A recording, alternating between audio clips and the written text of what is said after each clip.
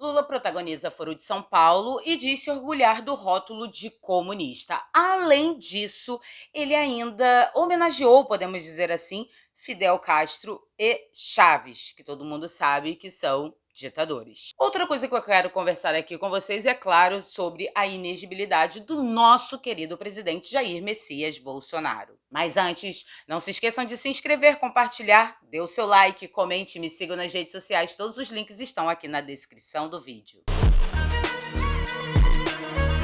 O que era apenas uma teoria da conspiração, hoje se mostra verdadeiro, como sempre avisamos. O Foro de São Paulo foi denunciado pelo advogado José Carlos Graça Wagner em 1997. E se popularizou, é claro, através do nosso maravilhoso professor Olavo de Carvalho. Mas a mídia, como sempre, desde 1997, quando esse advogado paulista falou sobre o Foro de São Paulo, sempre fez pouco caso dessa organização, que já é considerada uma das maiores organizações do mundo, não só da América Latina. E essa organização, ela foi idealizada por Fidel e Lula. Olha que interessante. A jornalista Vera Magalhães, em uma entrevista na Jovem Pan, há um tempo atrás, alguns anos atrás, ela foi uma das jornalistas que negaram a existência dessa organização,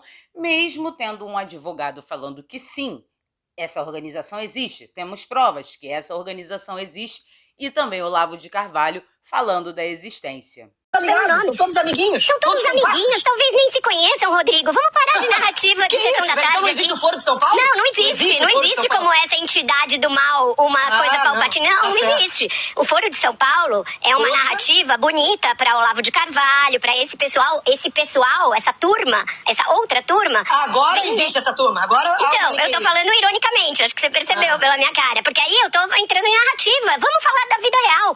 A Cristina Kirchner e o Alberto Fernandes. Ela apoiada por esse pessoal. Por esse pessoal, mas não pelo Brasil. Esse ano, 2023, o Foro não é mais uma teoria, já é uma realidade e é inegável. Outra coisa que os jornalistas já não podem negar, nem o pessoal aí da esquerda, é que o Molusco faz parte dessa organização que vem dominando a América Latina. Preste atenção nessa matéria do Estadão. Abre aspas. Lula protagoniza Foro de São Paulo, diz se orgulhar de rótulo de comunista e elogia ditadores Chaves e Fidel. Eu fico aqui me perguntando, eu não sei vocês, como que uma pessoa, um presidente de um país, fala assim às claras que se orgulha ser chamado de comunista, já que todos nós sabemos, ou se você não sabe, é só dar um Google, que essa ideologia retirou a vida de pessoas, de mais de 100 milhões de pessoas.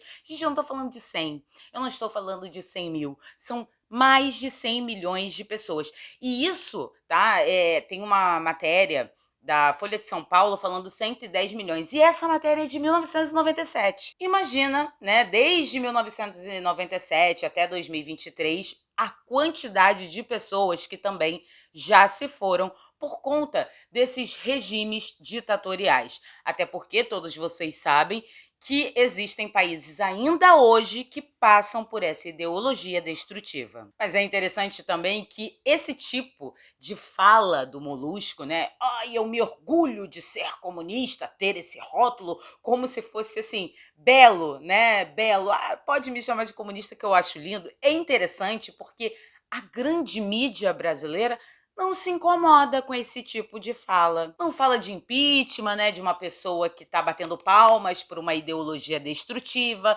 Não fala de inegibilidade, porque um presidente, que tem o poder que tem, chegar assim e falar, nossa, eu tenho prazer em ser chamado de comunista, mesmo sabendo, é claro que ele não falou isso, mas ele sabe, mesmo sabendo que essa ideologia não traz o paraíso para a terra, mas sim o inferno. Eles pregam o paraíso, mas dão de bandeja o inferno. Outra coisa que o Molusco falou há pouco tempo é que o conceito de democracia é relativo, mas isso não está incomodando a massa revolucionária, muito menos a grande mídia que ajudou a colocar um molusco no poder. Em contrapartida, o Bolsonaro ficou inelegível por simplesmente fazer uma reunião com embaixadores. 8 anos sem participar da vida política porque indagou, questionou, se fez perguntas, né?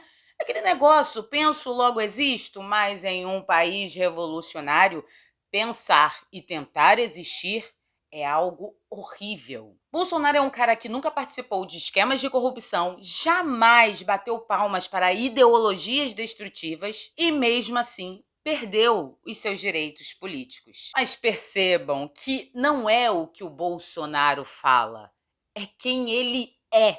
É o símbolo, né? Ele é um símbolo da direita. E por isso, né, para o sistema, ele é uma pessoa que pode comprometer os negócios. Enquanto alguns estão comemorando a inegibilidade de um homem que não participou de nenhum esquema, porque assim, né, o pessoal da esquerda pode tentar chamar o cara do que quiser, menos de corrupto. São os mesmos que batem palmas para o Molusco quando ele diz, né, se orgulhar de uma ideologia que já mandou, lá em 1997, porque agora deve ter muito mais de 100 milhões de pessoas dessa para melhor. E ainda consegue dizer que a democracia ela é relativa. Meu anjo, se a democracia ela é relativa, então ela não é democracia. Porque democracia é uma palavra, tem um significado. Se você relativizar essa situação, ela já não é mais aquela essência da democracia. Então, quando ele fala que democracia é relativa, ele está querendo dizer que a democracia que ele prega, né, a democracia que ele prega, é a democracia vermelha, que no fundo, é uma ideologia que dita regras na vida dos indivíduos. Vejam que a percepção das pessoas estão assim, de cabeça para baixo. O que é certo virou errado e o que é errado virou certo. É um emburrecimento programado que vai gerar arrependimento, talvez de forma tardia. Os idiotas vão tomar conta do mundo, não pela capacidade, mas pela quantidade. Obrigada pela atenção e até o próximo vídeo.